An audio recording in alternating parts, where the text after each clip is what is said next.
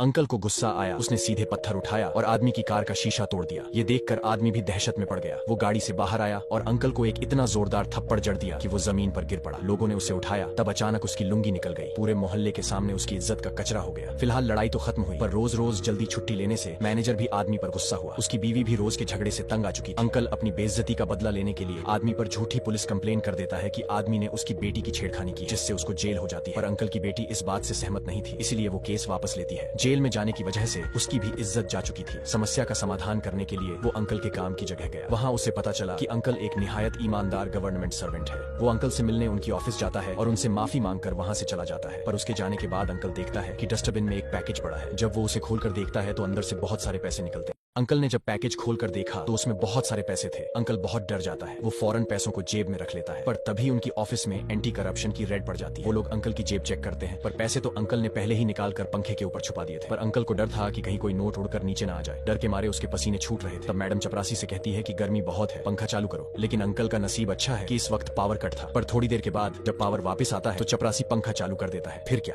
सारे नोट बिखर कर नीचे गिरने लगते हैं। अंकल को रिश्वत लेने के जुर्म में गिरफ्तार कर लिया गया। पर ऑफिस के बाहर उस आदमी को देखकर अंकल समझ गया कि ये सब इसी का किया धरा है। उसकी वजह से उसे नौकरी से निकाल दिया गया। इसलिए रात को वो आदमी की कार के व्हील नट ढीले कर देता है। पर अगली सुबह उसकी बीवी को कार में बैठता देखकर अंकल चौंक गया, क्योंकि किसी निर्दोष को नुकसान पहुंचाना उसकी मंशा नहीं है। आदमी बेखबर अपनी गर्भवती पत्नी को चेकअप के लिए ले जा रहा था, पर तभी अचानक व्हील से नट निकल जाते हैं और उनके साथ दुर्घटना घट जाती है।